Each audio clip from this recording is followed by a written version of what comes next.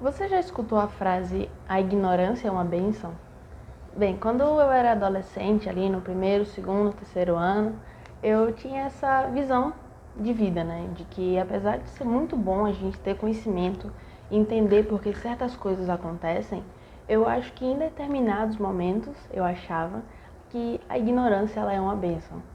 E isso se aplica não somente na nossa vida, mas também eu aprendi com a minha professora de biologia, da sexta série até o primeiro ano, uma coisa muito interessante.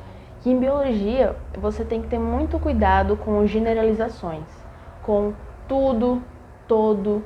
Isso não funciona na biologia. E eu gosto de trazer isso também para minha vida. E você pode também trazer para a sua, se você concordar com o que eu vou dizer, de que tudo na nossa vida é até um pouco redundante, mas tudo na nossa vida, ela precisa ser analisada, ela precisa ser questionada. Nós precisamos filosofar sobre diversos aspectos da nossa vida para que a gente consiga analisar as consequências a curto e a longo prazo. E por que isso? Porque a gente pode pensar, nossa, eu tenho essa capacidade de fazer algo tão incrível para a sociedade, então eu vou fazer. Só que eu acho que a gente tem sempre que pensar se, por mais boa que seja a nossa intenção, aquela intenção ela realmente vai gerar num produto, ou então ela vai gerar uma ação que não vai prejudicar ninguém. O vídeo de hoje começou um pouquinho mais filosófico, né? Mas é porque a gente vai falar de um tema muito interessante, que é a edição gênica de seres humanos. Em 2018, eu não sei se vocês se lembram, mas um cientista chinês ele foi alvo de diversas acusações e de uma polêmica muito grande, porque ele foi responsável pela criação de embriões editados geneticamente. Esses embriões que se tornaram, na realidade, gêmeas, né? A Lulu e a Naná, elas já nasceram, inclusive, elas são resistentes ao vírus do HIV. Se eu não me engano, o pai delas é portador do vírus e ele estava preocupado em passar o vírus para as filhas. Então, eles entraram em contato com esse pesquisador. E como é que isso foi feito, né? O cientista chinês ele foi lá, analisou os embriões e recortou a área do DNA delas que continha um gene que nos deixa mais susceptível a infecções pelo vírus da HIV. Então, ele pegou esses embriões e inseriu na mãe e depois de 9 meses nasceram as gêmeas Lulu e Naná, os primeiros seres humanos editados geneticamente no mundo. Porém, esse rolê inteiro gerou uma treta no mundo científico, porque atualmente, na maioria dos países do mundo, edição gênica em seres humanos é ilegal. E isso porque tem toda uma problemática bioética envolta nesse processo de edição de seres humanos. E nós vamos falar um pouco sobre isso hoje, mas eu planejo fazer um vídeo falando um pouco mais sobre bioética e focar não só nesse tipo de experimento, mas em outros experimentos anteriores na nossa história, como por exemplo os acontecidos na Segunda Guerra Mundial. Se você acha interessante falar um pouco sobre isso, comenta aqui embaixo que eu vou ficar muito feliz em saber disso, tá bom? Vocês devem estar falando, anda logo menina, fala logo, para de baboseira e fala logo como é que esse cientista chinês conseguiu editar o genoma dessas duas crianças. Bem, para explicar isso, primeiro vocês têm que entender uma coisa. Eu quero apresentar para vocês uma bactéria muito bonitinha que é essa daqui, a Streptococcus pyogenes. Porém, como esse nome é meio complicado, vamos chamar ela só de Strepto, tá bom? A Strepto, ela é uma bactéria que é responsável pelo desenvolvimento de diversas doenças em nós seres humanos, desde as mais comuns, que é a faringite bacteriana, até doenças mais complicadas, como por exemplo a escarlatina. Bem, a Strepto, ela é uma bactéria, um ser procarioto, um ser unicelular, ou seja, só tem uma célula, e ela, apesar de ser considerada um organismo menos desenvolvido que nós, seres humanos, ela tem uma peculiaridade. Nós vamos pensar o seguinte, a Strepto, ela infecta nós, seres humanos, certo? Porém, a Strepto, ela também tem um predador, por assim dizer, e esse predador é o bacteriófago. Como nós podemos ver, o bacteriófago ele é um vírus, porém é um vírus específico para bactérias, e ele vai fazer a mesma coisa na Strepto do que outros vírus fazem com nós. Vão produzir um novo bacteriófago. E muitas vezes esses bacteriófagos eles podem ser muito virulentos, ou seja, a infecção que eles vão promover na Strepto ela vai ser tão grande, vão produzir tantos vírus que a Strepto infelizmente vai explodir e ela morre. Triste. Mas, apesar dela ser considerada um ser menos desenvolvido que nós, seres humanos, por exemplo, a Strepto ela tem esse mecanismo super interessante, que é considerado um tipo de sistema imune das bactérias. E como é que isso funciona? A gente vai ver agora. E você fica aí, porque isso tem tudo a ver com a edição do genoma humano, tá bom? Então fica e assiste, que vai ser muito interessante. Então, gente, para vocês entenderem melhor do que eu vou explicar aqui agora, eu vou pedir para vocês prestarem atenção nesse esqueminha que vai aparecer aqui agora. Quando a Strepto tem um DNA do bacteriófago em seu citoplasma, ela tem enzimas responsáveis pela quebra do DNA viral, de forma a impedir a proliferação viral na bactéria. E essa enzima é a Cas9. Essa enzima ela é uma endonuclease, ou seja, ela tem a capacidade de mexer diretamente com os nucleotídeos presentes naquela sequência de DNA. Porém, como ela realiza sua função?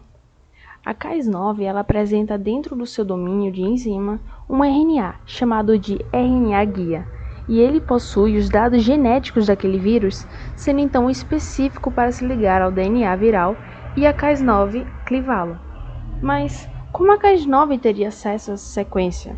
E é aqui que nós iremos conhecer a CRISPR, ou repetições palindrômicas curtas agrupadas irregularmente em interespassadas. Pois é, né? Agora você entendeu porque a gente chama a técnica de CRISPR. Ela é uma região do DNA bacteriano que contém nucleotídeos repetidos.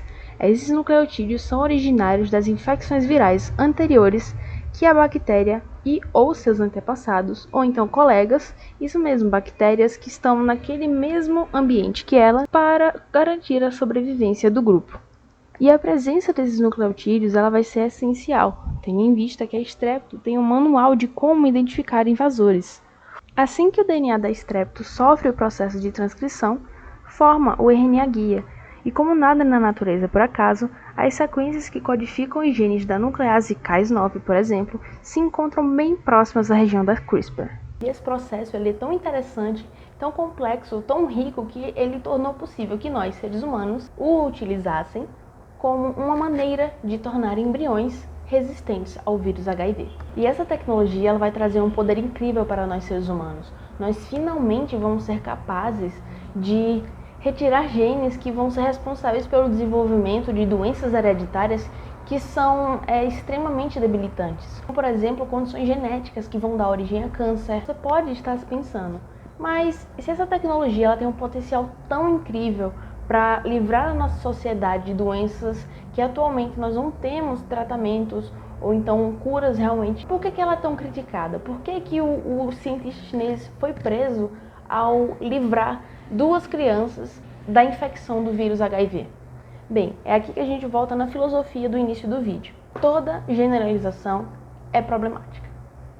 Inclusive essa frase talvez, mas enfim, vamos focar aqui no quê? Vamos focar então no que foi dito pela Comissão Internacional sobre o Uso Clínico da Edição do Genoma da Linha Germinativa Humana no dia 3 de setembro de 2020.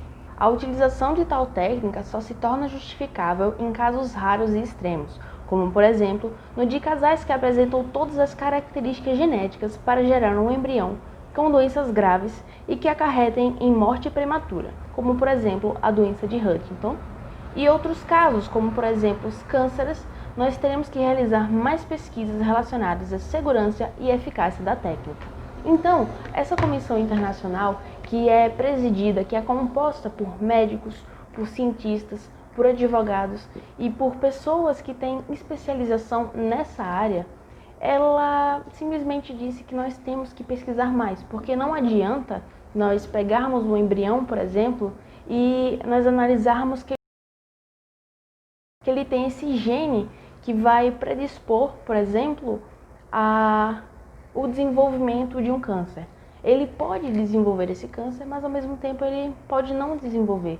Tudo vai depender também de fatores externos. Então não vai valer o risco de nós, talvez por sem querer, ou então por nós não dominarmos a técnica totalmente, nós cortarmos outro gene que será de extrema importância para aquele ser humano futuramente. Então, nós precisamos de muito mais informação, nós precisamos de mais experimentos, para ter uma certeza absoluta de que aquele corte no genoma, ele vai ser justamente naquele gene que nós queremos. Obviamente que existem diversos outros fatores éticos que eu não vou entrar em detalhes aqui nesse vídeo, porque senão eu vou me estender muito e provavelmente esse vídeo já está muito longo, mas eu vou falar futuramente, porque o ser humano ele é naturalmente propenso a ser antiético. E se vocês não conseguem entender o que eu estou dizendo agora, eu sugiro que vocês assistam o filme Gattaca, porque ele vai retratar justamente isso. É uma sociedade em que a edição gênica de seres humanos é algo comum, ou seja, os pais eles vão até essas empresas e eles selecionam aqueles óvulos, aqueles embriões com as melhores características, com a cor do olho desejada, com a cor do cabelo desejada, aquele que tem uma maior propensão a ser mais inteligente, então é algo realmente complicado que nós na sociedade atualmente não estamos preparados para enfrentar. E é isso, gente, eu espero que vocês tenham gostado do vídeo. Se vocês gostaram, dá aquele like, compartilha com seus amigos, se inscreve aqui no canal se você ainda não é inscrito, porque isso ajuda muito o nosso canal a crescer e a levar essa informação para muito mais pessoas. E não esquece de nos seguir nas outras redes sociais. No nosso Instagram, nós estamos com algumas postagens muito legais e com alguns vídeos exclusivos. Não perde essa chance e vai lá seguir a gente. Tchau, tchau!